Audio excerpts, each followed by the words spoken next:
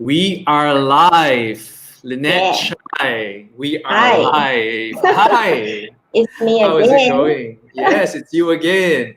And I just want to say good evening to everyone who's joined us tonight for Tuesday Night Live. Yes, there's no one in here yet. I think there's one person here. Thank you for joining us tonight. Just going to wait for a few minutes to let people join in. We are on Mm-hmm. Tuesday Night Live tonight. Lynnette, what did you have for dinner? What do I have? Actually, I'm fasting. Like I've been fasting these 2 days. Yeah. So I drank Okay. soup. And how long will this fast be for? Just these 2 days. Today is the second day, which is also the last day for now. Okay. Hey, everybody. Welcome to Tuesday Night Live. Mark Ng, yo. Good to have you here. Now, thanks for joining us tonight. We're just going to let people come in. While you're with us, why don't you put in the comments, what did you have for dinner? Angel, what did you have for dinner? Did you bake something today, Angel? I heard Angel bakes a really mean durian burnt cheesecake. I haven't tried it Ooh. yet, but the pictures look good. And yes, the reviews have been good so far. Durian burnt cheesecake by Angel. Yeah, it's good to see you all tonight. We are on Tuesday Night Live tonight, a program that we have every other week.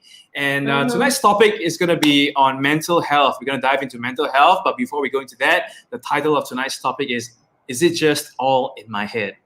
Is it just all in my head? And we have Lynnette tonight with us. She's going to introduce herself a bit more officially later. But yes, let us know. Okay, Mark, wow, you had Vietnamese beef stew by your wife. That sounds really, really good. Angel just baked chocolate butter cake. Man, you're like on a roll, Angel. Like really. Lynnette, do you bake? No, I knew you were gonna ask that. Nope, I don't enjoy baking. I don't enjoy cooking. Not my thing. Oh, I thought you cook. You don't cook at all. I cook, but I don't enjoy cooking. So I Okay. cook for survival sake, especially during MCO. Okay. So if you were to pick only one dish to showcase to the world, your own cooking, what would it be? I think it's I don't know that ma po tofu, you know? Mapo tofu. Tofu, yeah. Not too bad. You Not too can, bad. because there's this ready-made paste, okay? You just need Okay. to scoop it into the tofu and that's about it. Okay. Not too bad. Pretty good. What's Much better yours? than me, What's that's for yours? sure. Nothing, Lynette. Okay, like you know what? If really have no choice, right? I think I can probably grill a steak lah. It may not be very good lah, but I think I can manage lah. Can manage. Okay, not bad. Okay, what about Tai Long? For those of you who don't know, Tai Long is Lynette's husband. I don't know. He has his one and only dish, you know, the only dish that he showcases. Let's tell the whole world. I don't know if Tai Long is in the chat right now. He told me he'll be in tonight. But yes, what is Tai Long's one and only dish? The one that he can cook. It has got to be risotto. Can you imagine how many risotto I've eaten during that MCO period? Oh my gosh, I can imagine risotto and mapo tofu. Mason, risotto. I think Mason probably has tried it lah. Well, I've never tried it. Yeah, we stayed together how do you even navigate, you know, with all this juggling with the comments and talking to me? I got two eyes. Yeah, but yes, for those of you who just joined us tonight, welcome. All 64 of you right now, welcome to Tuesday Night Live.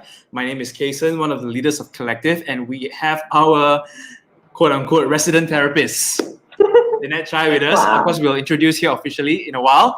But tonight's topic is it just all in my head? It's our second time with Lynnette over Tuesday Night Live, I believe. And we started one episode already, maybe a couple of months back, talking about mental health and wellness. And tonight, we're going to dive a little deeper into that topic.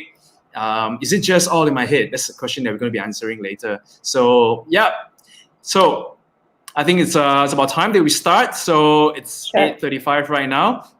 We will be going for about an hour or so. And what we're going to talk tonight, we're going to talk about the topic, is it just all in my head?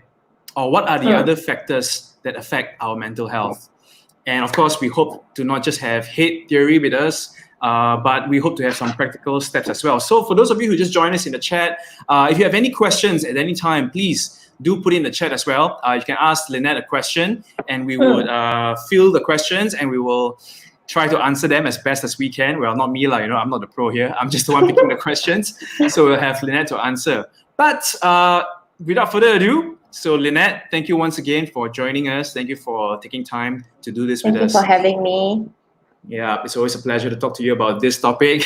And so for those of us who may not be familiar with you and your work, can you introduce yourself a bit to us as an introduction?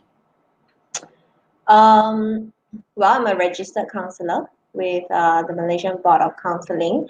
I study psychology and I major in counseling. On a side note, I'm also a HR practitioner, but that's not what we're going to talk about today. So in my work of counseling, I had a short attachment with hospital before, so I worked with the psychiatric patients under the psychiatry ward. So mainly adults. I don't do kids. I don't see kids at all. Yeah, pretty much that. So now on a freelance basis, I still see clients, whether it is relationship issues, emotional issues, psychological issues, to a certain extent of mental illness, yes, as well. But if I think that it is a bit too, that might need other intervention, that I'll refer them out to psychiatrists and so on. Yeah. Lynnette, I understand that you're attached to a company as an HR practitioner, right? So where do you find time to meet all these patients? I have a very understanding boss who allows me to pursue my passion. So I actually do see clients during working hours as well, but I have to juggle a bit lah. Yeah. So usually I do it either in the morning or in the afternoon, like early evening. Yeah. So those are the main 2 slots. Okay. So you mentioned that you do not see kids. That's not part of your practice. But so what kind of cases do you actually deal with regularly? I think the common ones nowadays are really, I have a lot of anxiety cases, like JAD, general anxiety disorders, or social anxiety. I also deal with eating disorders. And a bit of trauma, but not so much. Depression, definitely. So, and yeah, these are the main ones. Other than that would be relationship, but more on like couple marriage, kind of combination of that. You mentioned anxiety and depression and all. So did you see an uptick in the past few months in terms of number of patients? Okay, so what is the difference? Like 30% spike or 40%, or like what? Any indication of what was the upswing in number of people seeing you? I would say maybe about 30 to 40%, and I'm not sure. Also, maybe because it's on e-therapy, right? So it makes it a lot more convenient. It also opened up a lot more doors for people to try. So like, I'm sure that a lot of people have been contemplating whether to see a therapist or not. But that first step is so hard, because you have to drive to the clinic and then you have to make an appointment. But because now we are doing it online most of the time, it makes it a lot easier and it's less intimidating. If I don't like, I can just off my screen lah, or I can just sign off. You just log out, right? Yeah. So I think it's not too bad of a thing as well. Like it gives people that safety net to try it out. And if you don't like it, you can always cut it off. Yeah. I think after this, we'll leave some of your details as well at the end of the show so that people can connect with you, or you can direct them to the further help that people will need. But before we go into that, we're going to talk about tonight. And for those of you who just joined us, welcome to Tuesday Night Live. Tonight's topic is it just all in my head?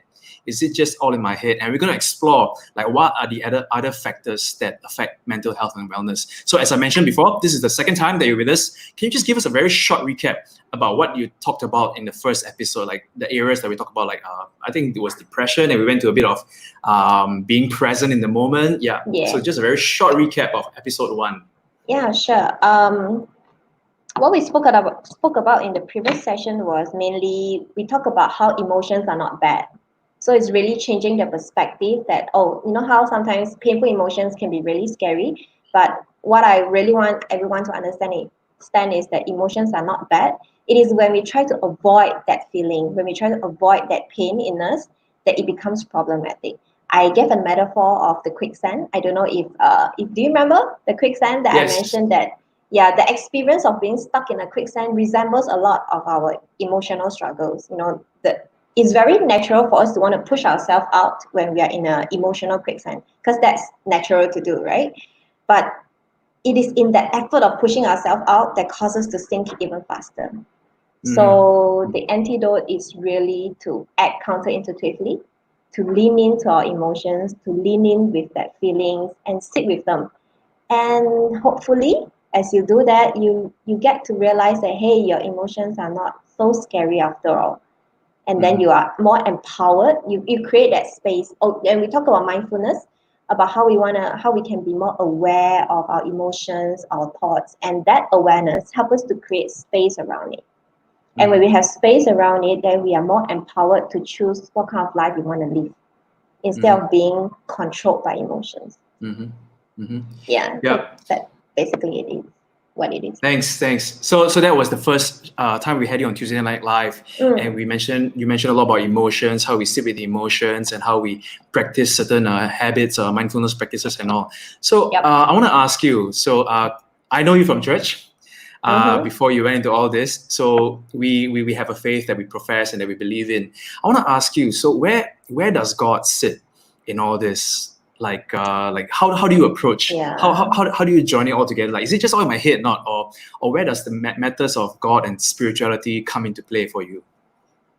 I have to admit that I struggle with this quite a bit earlier, like in the beginning, especially as a student. Especially when I first learned about psychology, you know, like because in the book of psychology, you learn exactly like how do we self-heal. You know, we actually learn how our mind actually changes ourselves, and therefore we have the ability to self-heal. And then on the other hand, I'm attending church and I also learned that God is the healer. So who heals me? You know, is it me or is it God? um I have my own encounters, and recently I listened to a podcast, and it all kind of fits in the picture that I really like what the preacher says. The preacher actually said that it is not how we fit God in our field, it is how Jesus is where it all begins. And I really want to believe in that actually everything comes from God. God is the one who creates us, and God created the minds of those that I learned from, you know, all those psychologies and whatnot, right? So if you ask me how do I integrate, I think I don't integrate. I start from where I believe in. I start from the Bible. And if we look deep into it, right, a lot of things that we learn from the Bible is very aligned with what psychology has taught us. Being present, it's very biblical. You know, God says, don't worry about the future. He will take care of it. God says, don't dwell in the past. So if we are not in the past and if we are not in the future, we must have to be in the present, right? And if you recall your experience of praying, worshiping is very moment to moment. Like you really just be there and soak in the presence of God, right? That is practicing present moment. That is being mindful. Yeah. So it's really where God is where it begins. So you mentioned that your study of psychology, there's a lot of basis of where you find our faith in.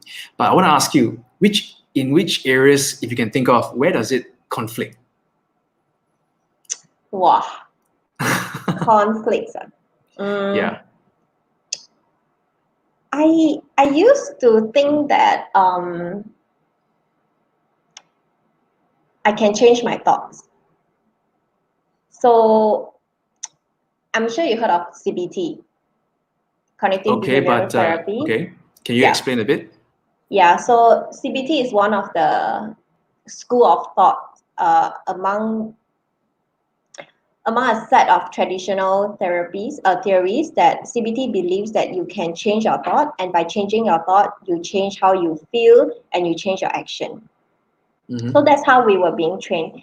But of course, now postmodern, there's another theory that actually says that no, actually you can't change your thoughts. So that's what I'm going to talk about later. So when I was studying that bit of it, right, I'm like, if I can change my thoughts, then then where is God? Because God says that He is the one that put thoughts to us, right? That His thoughts for us are good. Then if His thoughts for us are good, then why do I have bad thoughts? Yeah. Okay. And if God can give us spirit of sound mind, then why do I have fear? But fear is good. So psychology teaches that fear is good because it helps you to face danger, right? When you're in danger, you need to feel fearful so that you can react. So so then what? So do I need to have fear or do I not need to have fear? Yeah. Wow. So So it resolves eventually. And that's probably what I'm going to talk about later. Like, fear to an amount is good, but fear is good, but fear is a data. Like we talk about emotions are data. Okay, So emotions are data. right? So you can feel all sorts of things, but you don't just stop there. What's behind those emotions are really what it matters. Okay. Yeah. So if you're feeling fearful now, what is it that is making you so fearful? What does it tell about what is important to you? Yeah. Which we actually talked about in the previous episode lah. And how we actually go about I think they talk about the exposure. I don't know what's the actual term for that exercise, the minimal exposure first to your fears and all. But we won't go into that because since you went to that the last time, you mentioned it's something that you want to talk about. So what is that? We can actually go into it right now. Coming back to your question, the topic of the day, is it all in my head? Is it all in the head? Well, I want to make an assumption lah. The question that you're asking here, are you actually saying that by saying that yes, it is all in my head, meaning that I can be in control of my thoughts, that I'm the one who decides how I want to think, that if I try harder, if I think positive, if I can make myself not to dwell in the past, I'm going to be better. Everything is going to be okay. Is that the premise that we are on? And is that not the case? My personal That's what we're going to take explore on, tonight. Yes. So my personal take on that is that it is not all in the head, simply because we do not have control over what the mind decides to give us. Okay, so we do not have control over what the mind decides to give us. Right. Okay, so in other words, I can't decide what kind of thoughts I want. Neither can I decide what to remove. Okay. Do you agree with that? I'm not sure yet, but let's go on. Let's just go with the flow. So, okay, we are not in control of the thoughts in our heads. Okay. Okay. Let's do an experiment. Okay. Okay. All right. Whenever I show you the pen, you say woo. W-O-O, woo. Okay. Okay. Woo. Woo. Woo. Okay, now we continue, but instead of saying it out loud, you just say it in your mind. Just think about it. Just think about it. Okay. Okay?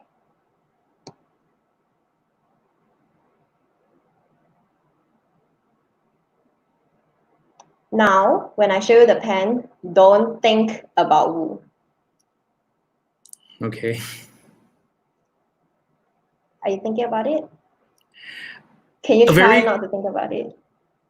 By trying not to think about it, I'm thinking about it because I have to try not to think about it. Okay?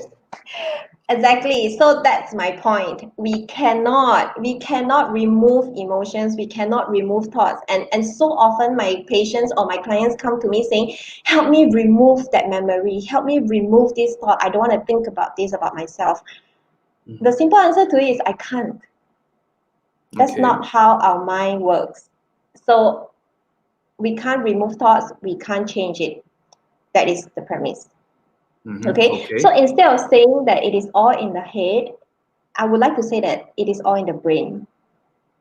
So okay, what is the difference? Brain is an organ. Okay. Okay, it is still unclear why some people seem to be able to shake off stresses or maneuver around emotions better than others. But it's also just the same way as why some people are more prone to cancer, diabetes, high blood pressure. It's the same thing, but because mental illness is the issue of the brain, and brain is the most complicated organ of all, it's easy for us to make up conclusion based on what we know, or in this case, based on what we don't know. So recently, I've heard this TED talk from by Dr. Daniel Amen. You can watch it if you want to. Yep. Basically, he did a research that say that his whole research involves looking at 83,000 brain scans, and he will tell you that it is all in the brain. That brain can be changed, brain can be improved, right? But many of us, we didn't have enough information. So it seems like it is easier to believe in stories like depression is all in your head. You just think positive, everything will be okay. Or you are depressed because you asked for it. Who asked you to think about all these things? Who asked you to dwell in the past? But it's not. We don't know enough to know that actually it's the brain. Yeah. And coincidentally, okay, so before this show that we prepared for a bit, and I asked you about if we have an injury to our head, to our brain, will it affect our mental health? Actually, that was sparked off from hearing Dr. Daniel Amen from the work that he has done. So let me ask you the question for the viewers tonight. So let's just say I fall down, I hit my head, which actually happened to me when I was very young. I was about 10 years old. I was in the shower, I slipped and I fell. And when I slipped and I fell, I hit the back of my head. And the shower actually shook like an earthquake, and that was probably the hardest hit I ever had on my head. So something like that. I think he says that, you know what, these are the kind of things that can actually affect your mental well-being even years after. Yeah. So what's your take on that? Yes. Like, can you share with us? Totally agreed. I mean, it's what we call the biopsychology of it. So we learn how actually brain injury, because different parts of our brain in charge of different functions, right? So if you look at prefrontal lobe, it all talks about your thinking process, the ability to think logically. Memory is somewhere nearby, and then you have amygdala, which controls emotions. So any part of it that is injured, you know that it's gonna affect this person's ability to think. Like schizophrenia patients, they usually have very deteriorated prefrontal lobe. So the function here is very much in lack. So that lack, that deficiency can be inborn, can also be caused by accident. So yeah, anything happens to the brain does changes, because everything comes from our brain. Yeah, the memory, the personality. I also learned that people who have social anxiety, we think that is what we think, like, or because maybe you emphasize too much on that social obligation or pressure in a social context. But there are also studies that show that people who have social anxiety could possibly, because of the part of the brain that recognizes faces, that region is slightly bigger than the rest of us. So because that region that recognize faces are bigger, when they see faces, it amplifies. Okay, so everything is like more intense. Correct. Okay. So that is one part that we wouldn't know if we don't send this person for a brain scan. And all we could say is that, because you don't try hard enough. So coming back to your question, brain injury does affect, just that we don't know, so we can't tell. But it does. Wow, okay. So then okay, let's just say that's the case lah. Then if that's the case, it's memang there mah, right? So how do we do it then? How do we deal with situations like this? We can't change that part, right? Or can we? If you listen to Dr. Daniel Amen, he will say can lah. Like you can rehab your brain, just like how we rehab our broken limbs or arms. So the brain is very fluid. But to what extent it can, I'm not the expert to tell. But I do know cases where sometimes by stimulating ECT, Sorry, what is ECT? Basically is to electrocute your brain, Okay. to stimulate it. Yeah. So it does activate some dead regions so that it can then generate new cells again, and then that region can hopefully function again. Yeah. Okay. So there's a question. Thomas Ong asks, Can hypnotize work to change someone's thoughts or memories? Do some psychologists use that in their therapy, hypnotherapy or whatever you call it? So how does that work? Yes. Yeah, I need to be very careful with it. Okay. So this is the part where we put a disclaimer. This is just a show that we discuss this topic, but this is not meant to be medical advice. So if any of you have any needs, any questions, you should seek really professional medical advice. You can even seek Lynnette's advice in a professional manner, make an appointment with her. So tonight it's just meant for discussion. All right, we need to put this disclaimer out there. But yes, your thoughts on hypnotizing people, and can it change their thoughts or memories? Okay, so what happens in a hypnosis? In hypnosis is that you put into this state where the therapist can tap into your subconscious or unconscious. So you are aware of what's going on, but it's like you're in a trance, but not exactly in a trance. Okay, and what happens is that when you are in that state, the therapist can alter your consciousness. So that therapist can choose to remove or add in memories. Which is why it's very scary, because if you are to see someone that that is trying to sabotage you, right? This person probably put in memories that could have harmed you even more. So it happens. I have a colleague who is a hypnotherapist. So she shared with me one of the case that she handled, that this woman, her husband died, and for that 7 years that he has left, she couldn't move on from that pain, from that grief, from that separation. She's seen so many therapists until she saw her. I think within few sessions, then got him already. So basically what she did was that she sort of detached that memory out from her. So yes, I have heard stories. I also learn about it, but not as a practitioner. So it does work. Yeah, but just be very careful. Okay. All right, that's interesting. So, would you recommend? Okay, I know it's very careful to say this, but I'm just wondering lah. Would that be usually lah? Would that be the early step or not? Okay, you go find someone to hypnotize you, or would that be sort of like after 7 years they really cannot help it? Go look for a hypnotherapist. Personal take, personal take. This is personal take. Yeah. Personal take. I wouldn't. I might be biased because I feel that is just a shortcut. Like it's just a quick fix. How many times can you remove your memory? How many times can you, because hypnosis is really not exactly your own effort. There is an external intervention removing or changing something without you doing it consciously. So you're not building resilience in you. But in a conventional therapy world, we build resilience. We put you in the real world. Like, this is what it is. How do we want to move forward? How can we go about it? So, but in hypnosis, it puts you in a very different realm. But I think in Malaysia, hypnosis is very famous. If people ever go for hypnosis, it's usually to wean off like smoking, or to lose weight. Like to quit smoking and to lose weight. Okay. Yeah, and I have heard very many success stories around it. Okay, so that's hypnosis. But what about your views on medication?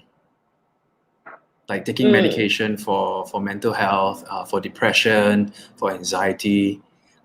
What's your view on that? Because I worked for the hospital before, right? Like I mentioned, so it's a very common thing. I am definitely for medication, but I'm also very mindful that there are cases where psychiatrists misdiagnose or just conveniently give out medication. So medication is helpful to stabilize situations, stabilize your condition. So those patients that I've seen, they are usually pretty serious, like they are schizophrenia patients, bipolar. So they are not in the state where they can come in for a proper therapy.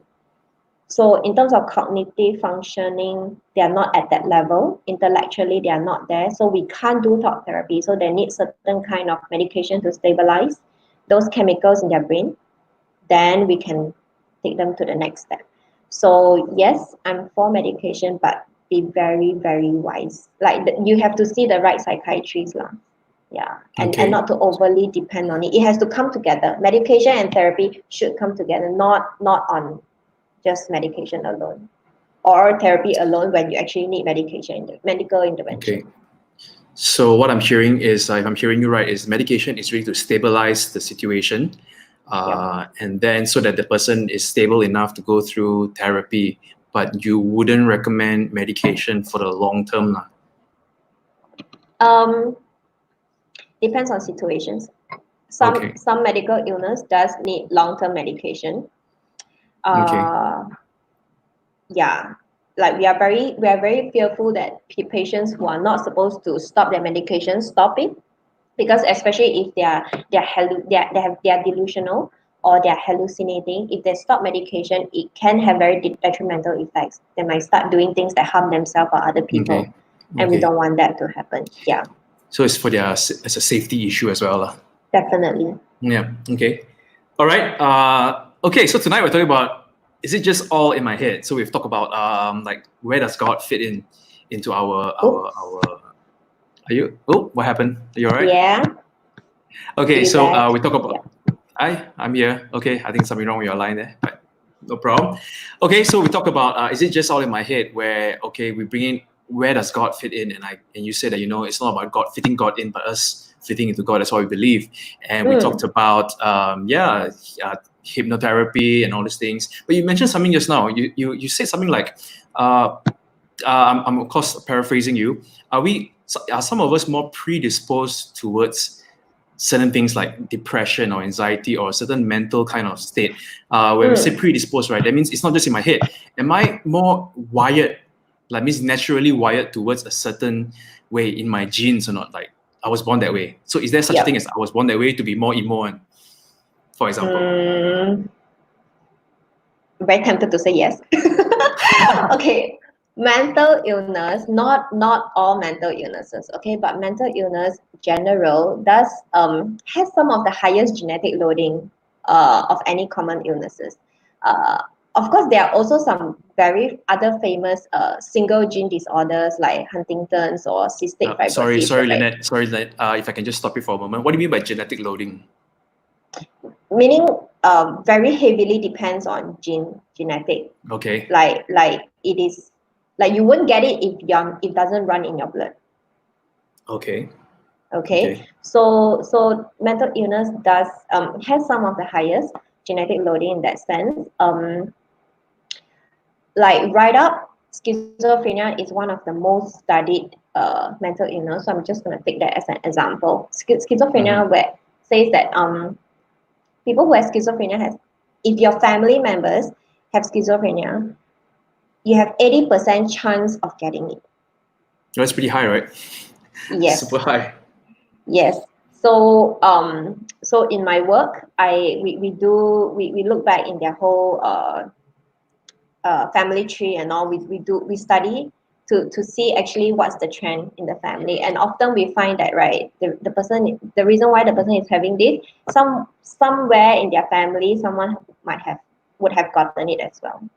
Yeah, but again, you see, that's also the next part that we want to talk about, right? Like, I'm sure when you ask about genetic, you're going to ask about the nurture part, the environmental part as well. Yeah, the whole nature versus nurture debate. Yeah, and yes, we can go into that.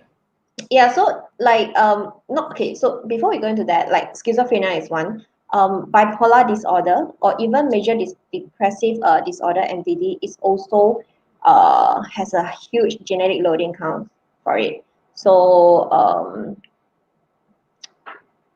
but again, I would also want us to balance off with the nurture part. So what happens is that if your family members happen to have to be diagnosed with one of those illnesses, we can also imagine the kind of upbringing that this person will be getting. Yeah, okay. All right. Okay. My clients who are schizophrenic also have their parents who are schizophrenic, right? The kind of upbringing, the kind of childhood, right, is very, very saddening one. Like, yeah, so you wouldn't be able to imagine that kind of upbringing, and it just makes sense that why they are like that. So you wouldn't be able to tell whether is it the nature or the nurture part, because it both of it comes together. So Yeah. in a way, it becomes like, for lack of a better word, like a self-fulfilling prophecy kind of thing, where you're brought up a certain way, and therefore your environment makes you nurture you to be Yeah. what you're already. Maybe you have a certain amount in Yeah. your nature already.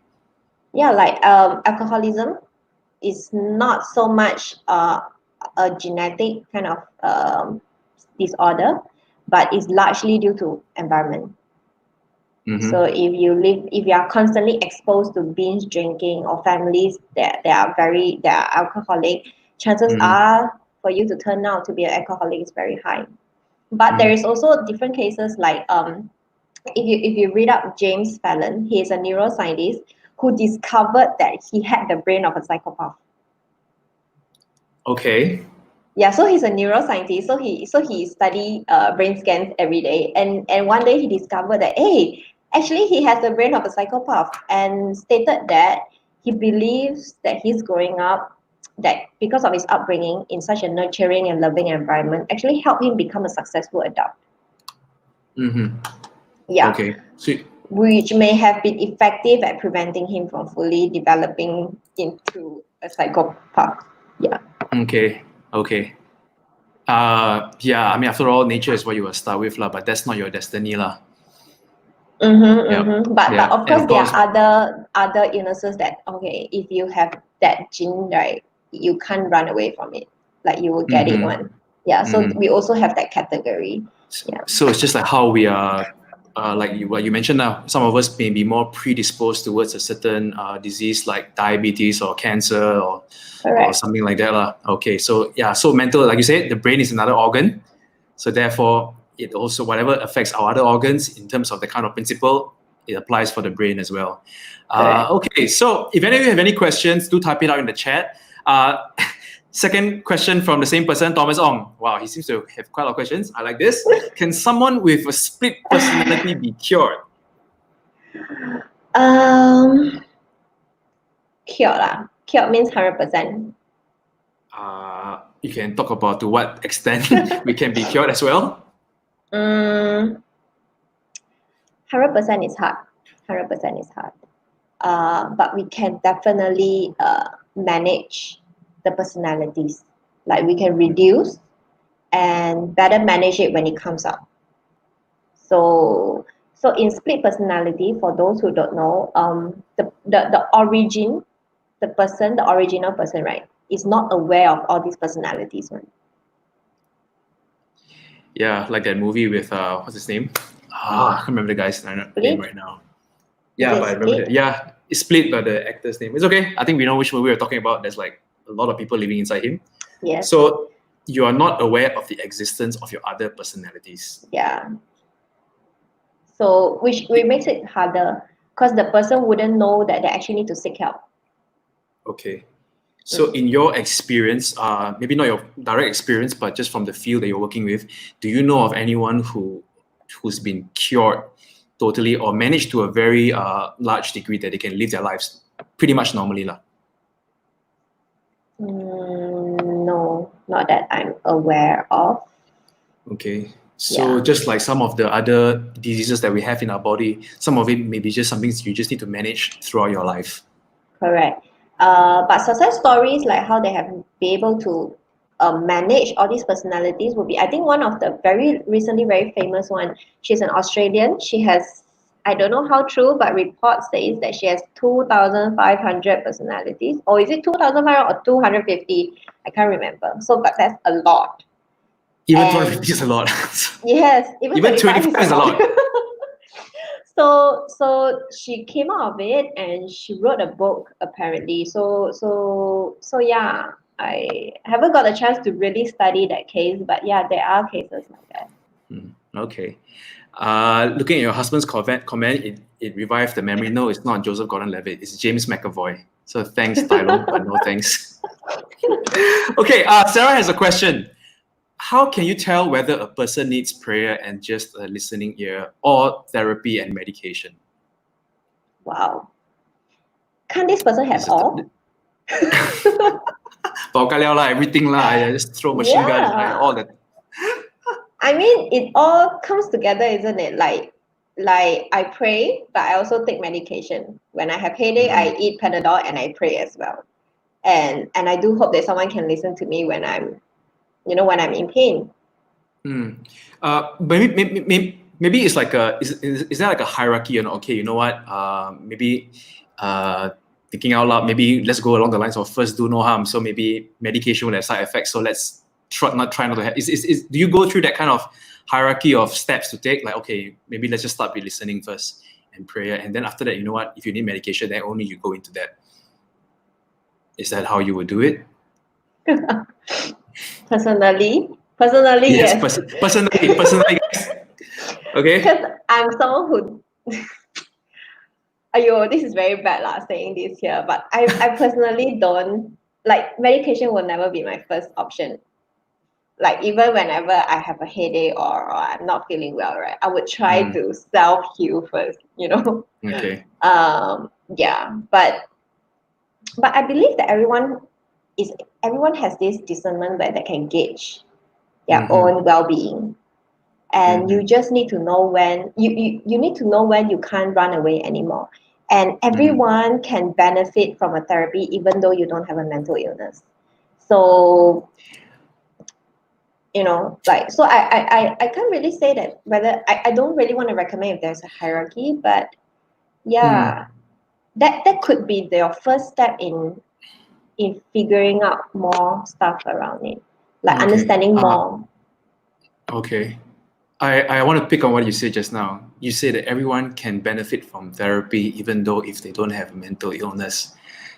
Is it like going for a massage? Like if I use an analogy, you will benefit from a weekly massage, even though if you have no injury. Is it along those kind of lines, or? Yeah, actually, yes, if you put it that way. Yeah. This is basically having another person to bounce off some of what's in you with the person, right? And this person kind of helps you structure things out and then put in perspective. And it's like going to the gym as well, because like we mentioned in the first session, it's a lot on your muscles, like your memory muscles and your emotional muscles. So going to therapy is like going to a gym where you really learn how to strengthen those muscles and how to use muscles that usually you don't use. But I guess it's just the stigma that we have, like if you're going for therapy, you're like there's something really wrong with you. But whereas we can actually approach it from, hey, I'm actually doing preventive work. And you know what's the funny thing? People are very okay going to coaching sessions. I'm also a certified coach, and I tell you, when I went through that certification, whatever that I've thought is a fraction of what counseling is. So it's the same thing, but people are very open to coaching, like life coach. I'm not against coaching, is great, but I just want to highlight like how this whole stigmatization is that counseling, no, coaching, yes. Yeah. But essentially it's really the same thing. In fact, they can't go that deep. Like coaching don't go that deep. It's very much on performance. Okay, so yes, I think all of us can benefit from therapy. So if you can afford it, or if you have someone that you can talk to, I think it will help. I do hear of people, like professionals, even some pastors who go for therapy. Especially pastors, like sometimes everyone goes talk to them, right? But nobody they got nobody to talk to, so it actually goes for therapy. Yeah. Okay. Maybe we'll take Albert's question. It looks quite interesting. Okay. How about hearing voices? Is it just all in my head? Hearing voices, is that normal? Okay, yes. Okay, good question. Usually when we talk about hearing voices, right, we want to understand where do the voices come from? Like, do you hear it inside your head? Or do you hear it like externally, like as if someone is really talking to you? If it's inside your head, it's most likely self-talk, just that sometimes our thoughts can be really loud. Like I've handled clients where she experienced intense anxiety, and she has very aggressive thoughts going on all the time, like 24/7. So as I'm talking to her, she's also talking to her thoughts. And at one point, I thought like, are you hearing voices? So we need to go through a bit of assessment. So that happens. So when she talks to you, it's as if she's having a three-way conversation or more than two-way conversation. Correct. With the It's like angel devil seated on your shoulder kind of thing. Yeah, it's like, okay, Kesa, I'm talking to you, right? Then yeah, I know. Like, yeah. So they look the same, okay, whether Okay. those voices are from in here or outside. So in that situation, what did you do? So I have to, because I need to assess. So if I catch situation like this, I will have to assess. I will ask her, are you talking to someone? Like, do you hear voices? Where do those voices come from? Because if you are hearing voices externally, like someone is talking to you, that's what we call hallucination, part of the hallucination family, and um, that is usually associated to other mental illnesses like schizophrenia or psychosis lah, we call it. So there's one that is just in here. There's one that is outside. The outside one is more is associated to mental illnesses. Okay. Wow. Yeah. Wow, there's all the questions are suddenly coming at the same time.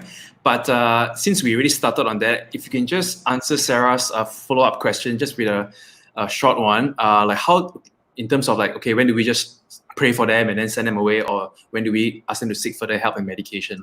Like people say they're depressed, we can easily pull out the Christian card and say we'll pray for them. When do we know they need further professional help, for example?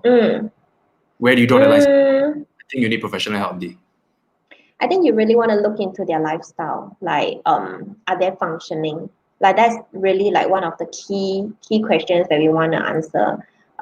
If this person is depressed, has this depression affect how this person function in their day on a daily basis? Are they sleeping well? Can they still come to church? Can they go to work? Are their studies affected? Personal hygiene. Do they bathe? Do they shower? Because people who are really, really depressed, they don't get up from their bed at all.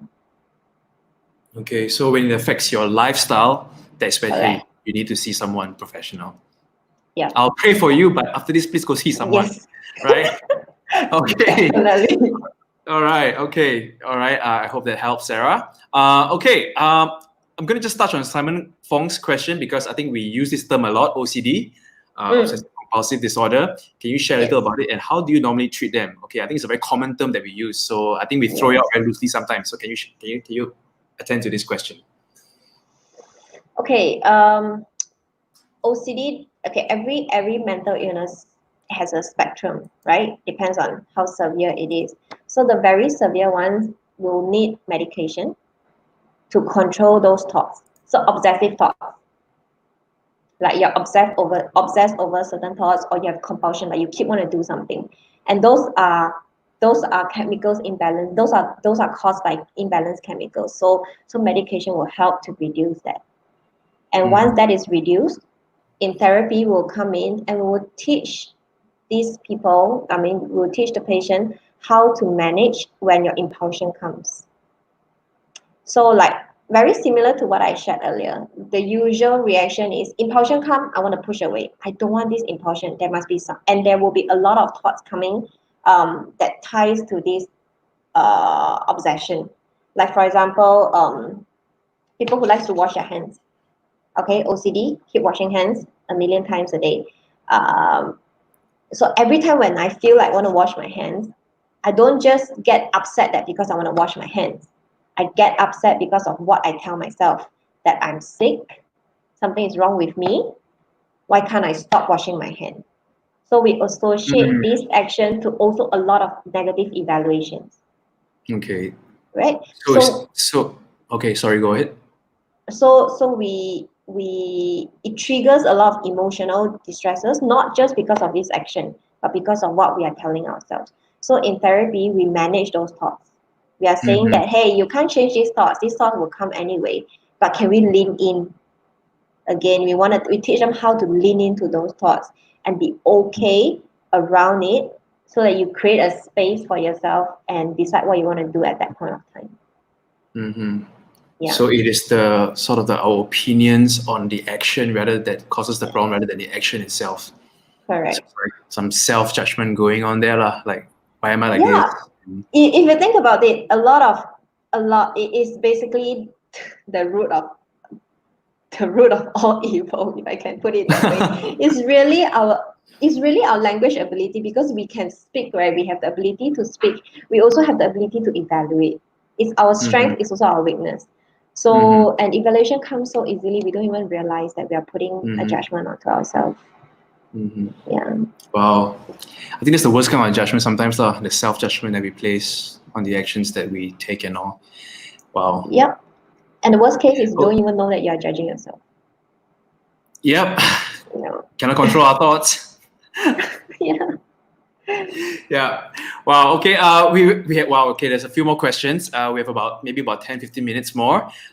We still have a few topics on our list, but we may not be able to go through them. It's okay. But we would like to help as much as we can. So I think this is a very practical question that Gary and Winnie asked, though not exactly the same. It's kind of related.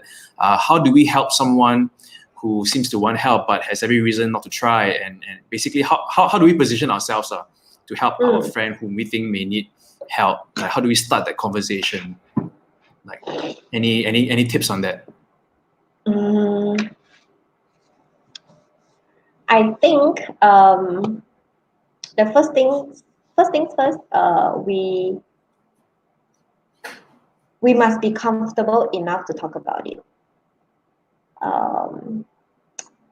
Like, for example, people who are suicidal, as friends, right? Sometimes we feel like, hey, like I'm stepping on eggshells. I don't know what to ask or what not to ask. That's the worst. So actually, people who are suffering from this, they are very okay to talk about it, as long as you provide them that safety zone. Okay. So talk about it. Like, ask them, are you okay? Can we talk about it? Like, really be open, and don't test water here and there. It doesn't work that way. Yeah. So be comfortable with it, and really ask whether they are open to talk about it. If they say yes, then yeah, straight to the point. Like for suicidal cases, we go straight into asking them, do you have plans to hurt yourself? What are your plans? So we ask one, like, we terang, what are your plans? Tell me what are your plans? Yeah. Okay. Because I think some of us, we feel we may not be equipped that, hey, you know what? I suspect that my friend is going through this and I don't want to make things worse. I don't want to push him or her to the edge. What if I trigger him or her and we are afraid? Because that is the kind of risk that we may not be willing to bear. Like, what if something really bad happens? So if we go through what you said just now, step by step, is first of all, be comfortable. And I think probably need to ask their permission. Like, can we talk about it? Yeah, and be straightforward in your question. So be straightforward. Of course, provide a safety net. This is with the assumption, of course, that we have that relationship already, lah. Correct. As good friends or family, and then, so actually, the next step is to ask them, do they have plans? Wow, like asking you, what's your plan for this Friday? Like that. It sounds like that, isn't it? But yeah, that's what we do. We want to assess risk assessment, like if they really have plans, that can be very dangerous, because it only it only takes it's such a fine line. Okay. For those of you from Collective manning the chat, Lynnette, if I can just ask you, if we really do not know where else to go, can we just DM you or just drop you a note and say, hey, even if you can't help me, can you direct me to someone? Yeah. So the info is there. If you'd like to seek more help, professional counseling services, or you just don't know what to do, you have a friend who's suicidal, yes, you can call that number there on the screen, and you can email Lynnette at that email address listed there. So we're all here to help. We want things to be practical as well. So some of you may be going through it yourself. Some of you may have a family member or a friend going through it. So don't go through it alone. Lynnette's here to help, as well as all of us here at Collective.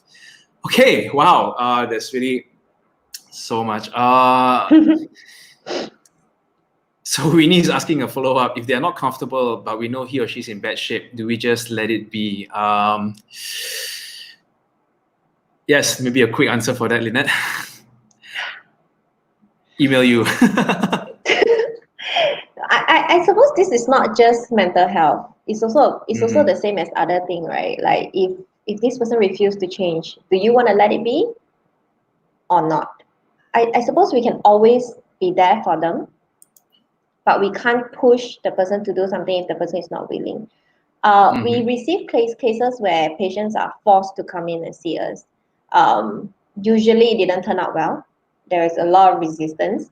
Um, Hopefully over time they learn to trust us enough and continue on the therapy, but not everyone is the same. Yeah, so I would say don't just let it be. Maybe give them a Mhm. nudge once in a while, and yeah, Mhm. continue to love them and pray Okay. for that moment. Okay.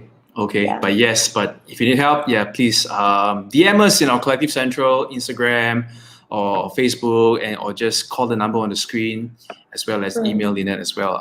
Yeah, through all these channels, you just call out for help, and we will attend to you, and of course lead you to the right steps as well. Okay. We have a few more minutes, and we try to answer as many questions as we can. Okay, I'm going to take this question. I'm not sure if, because we didn't prepare this, but it's a question Okay. that has crossed my mind as well. So that's how I'm going to take it. Okay. So, we ask, any thoughts on microdosing? Maybe explain if you are familiar with microdosing. If you can just share with us. No, I'm not familiar with microdosing. Yeah, so I may Okay. not be able to take this question, and I don't want Okay. to say the wrong thing. Yeah, I think this is okay. Sorry, Tatwei. Maybe you have to just Google it, and yeah, but I think that's where we come from as well. If there's something that we can Mm, help you with in answering, we will do it. If not, we will really say that we really don't know, because we yeah, really do not know all the answers. and I don't want So to say the wrong thing. yeah, okay. Okay, just a detour away from all the technicalities I find this interesting as well. What's your take on the prospects about going into like a full-time counseling profession? For those of you out there who are considering as well as a profession, what are the, maybe not just the economic prospects but yeah, what's a career like? What's a career path like? Uh, you can't just do counseling alone. Okay, so practically Unless, speaking, all right. yeah, unless you are attached to, even if you're attached to a private clinic, right? Private centers, the counselors or the psychologists that I know, they don't just do counseling. They venture into other parts like training and all. Because in Malaysia, it's still not a very full-blown industry where people come and see you. You don't have that kind of volume yet. But if you're working in a hospital, then yes, you can survive on that monthly income. But if you're attached with private centers, you earn based on how many people you see. So that might not be very consistent. Mm-hmm. Because Yeah. again, So it's not. I think it's also due to our current situation in Malaysia, where it's not that accepted or widespread. Yeah, like you say, it's still taboo sometimes to see correct. a Yeah. And counselor. it's Yeah. also not very cheap actually if you want to think about that. Like people Mm-hmm. think that if I go and see a doctor, at least I get medication. But if I go for Mm-hmm. a therapy, I don't get anything tangible. Mm-hmm. I just thought. Yeah. Yeah. So that is that Okay. kind of stigma that people have as well. So yeah, but there's value. There's value in that talk. Okay. And it goes a long Wow. way. Okay. Okay. So I think we may have time for maybe one more question or something. But if you guys have any questions, one or two more questions. But there's one thing that we want to talk about tonight, which I hope can also help us in a practical manner, where Mm, we talk about, is it just all in my head? And it's not. But I read somewhere that our whatever we eat, for example, our diet also affects our mental health. Of course, our lifestyle, sleep, yeah. diet, and all. Maybe can you share a bit about that? Like, how does what we eat actually affect us mentally? Yeah, so if we come back to that, the first point where we said that it's our brain, it's all in the brain, Mm-hmm. then we know that eating well improves brain structure. Mm-hmm. Okay, and if your brain structure is improved, then it improves your mood. Okay, so it's just Mm-hmm. as simple as that. Mm-hmm. But please take this information with caution, because when I say it can improve mood. I'm not saying that if let's say you're having a depression or OCD, changing your diet will help cure that. I'm not saying that. It's just like, for example, taking calcium helps strengthens your bone. But say you met into an accident now and you break your hand, just by taking calcium alone is not gonna heal you. Mm-hmm. Okay, you need to go through a surgery. So Mm-hmm. yeah, it's not the only diet alone is not sufficient, but it definitely will help. So how Mm-hmm. diet helps? Okay, depression, right? Okay, there's this neurotransmitter called serotonin. It helps regulate sleep and appetite, okay, and mediate moods and pain and stress, etc. And this serotonin is produced largely in our stomach, basically that region. Mm-hmm. Okay, so if you eat well, it means that it will produce good serotonin, okay, or it supply more serotonin, which actually helps combat depression. Yeah, so what you Mm-hmm. eat in that sense releases good hormones or strengthen your hormones, so that those hormones can actually help you regulate your mood better or your sleep. Mm-hmm. Yeah, so Is that's that how. something that? Sorry. Sorry, go ahead. No, I just Yeah, want to yeah. ask: is that something that you also check on your patients? Like when they come see you, you also like, hey, just wondering what your diet is like, what your lifestyle is like, and you see that pattern. Is there any pattern that you see in regards to that with your patients? We don't really ask those questions unless we hear it from their stories. Like if let's say they're a bit obese, then we will ask. So usually, what's their lifestyle like? Yeah. Mm-hmm. So you just want to check what are they Mm-hmm. eating, and also their eating habits and all. But with clients with eating disorders, definitely we will ask Mm-hmm. how do they eat, the portion, how often do they eat. Mm-hmm. Yeah. So yeah, was that a question? Like whether okay, but oh, I was thinking about something else. Yeah, so we don't ask, but research shows that when they did a comparison between people who are going through emotional distresses, like people who are depressed or having anxiety, the they are usually in lack of certain nutrients, and those lack in certain nutrients are very yeah, they usually have this consistent pattern of these are the few nutrients or minerals they are lacking. So which all these can be actually gained from traditional diet, like fresh food and not processed food. So Mm-hmm. in a way, the research is trying to say that people who often take processed food tend to lead to a lack in all these nutrients and therefore affect their mental health. Mm-hmm. Okay. Yeah, like taking care of any other organ in our body lah. We take Yeah, care of pretty our much. brain. Just like especially sugar. Sugar is very bad for the brain. Yeah, Mm-hmm. sugar cause inflammation in the body as well. So when there is, so it's interconnected. You see, so if you take a lot of sugar, it causes inflammation in the body. And what helps to reduce inflammation is this hormone called cortisol.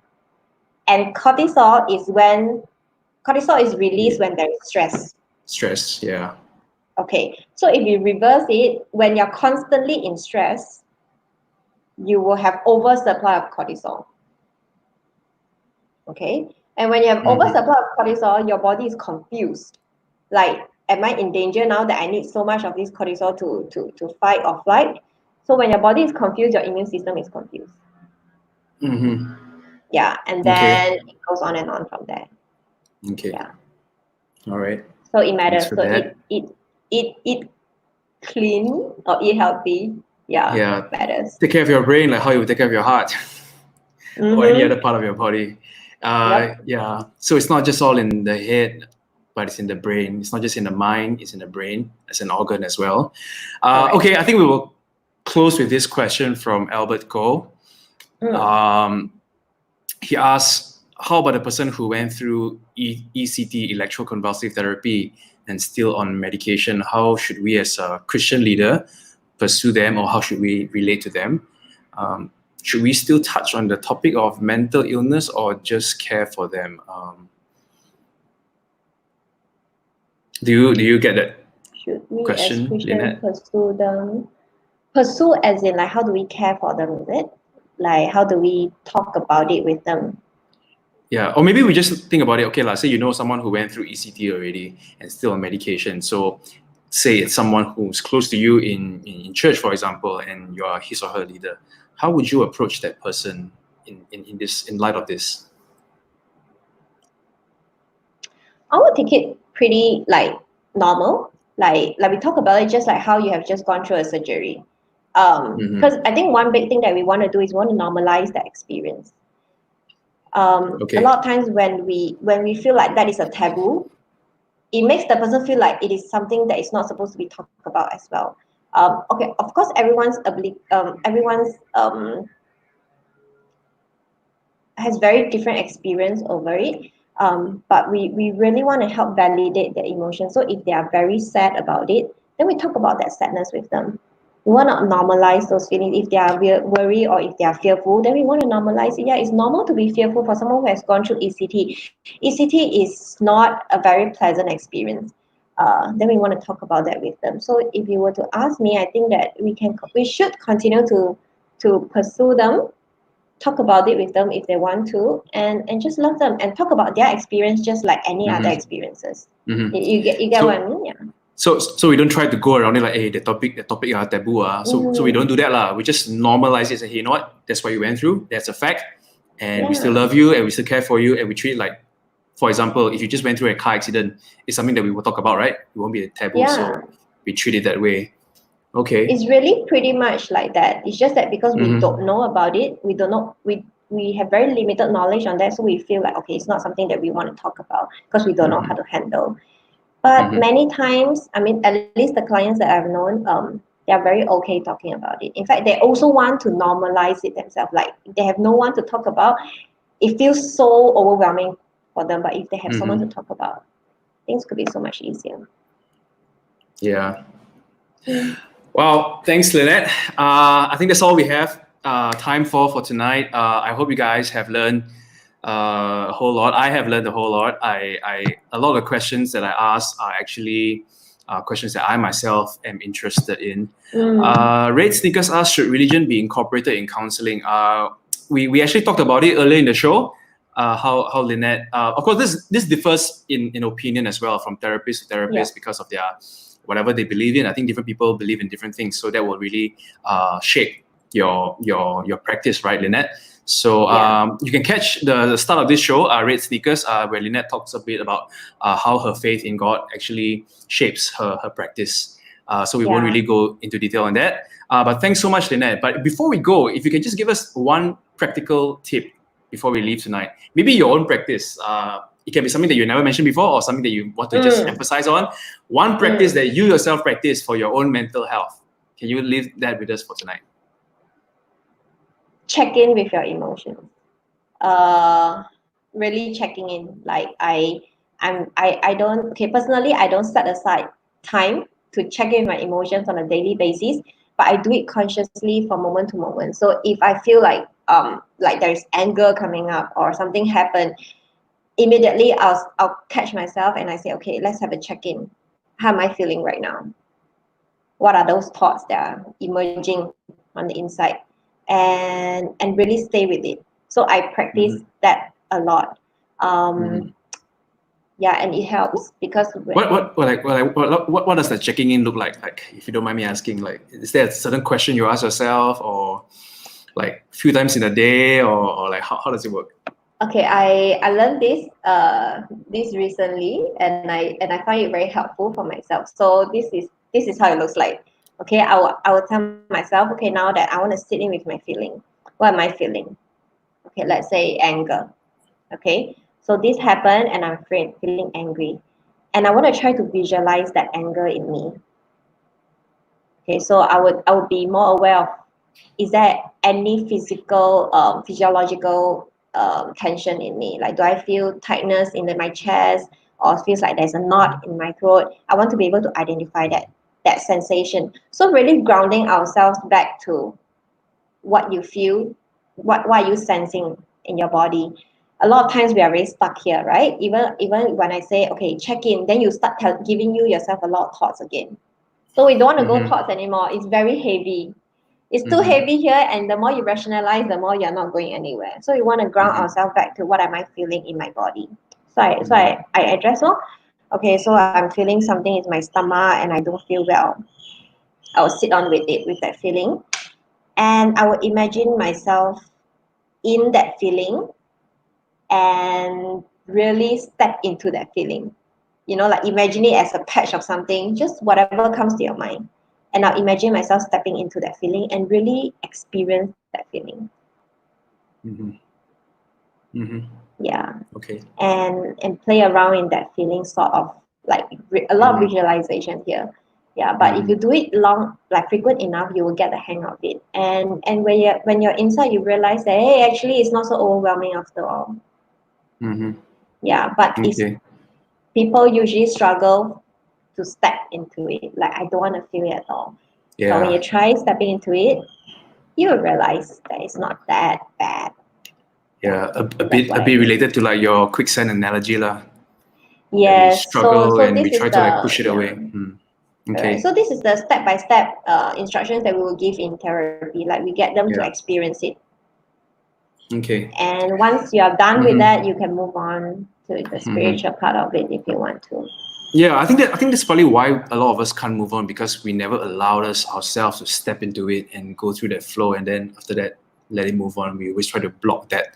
I know I do that as well. So okay, thank you, Lynnette. So thank you so much.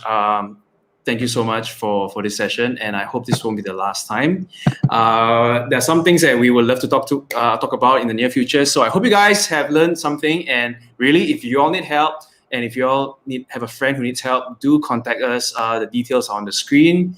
Yep. The number is there, Lynnette's email is there, or if you just DM us on our Collective Central Instagram or Facebook, and we would love to help all of you. Winnie has a question there, but I think we will need to address it the next time round. Maybe we can talk about. I know Lynnette doesn't really have a lot of practice with kids, but who knows? We can get someone else, or maybe you can just help us with that as well. So thank you so much, Lynnette, once again, and I hope you guys have a good night. But before we go, let's bring God into the picture as well. Let's pray before we close tonight. God, we just want to give you thanks that you are the God who has created us, and we are fearfully and wonderfully made.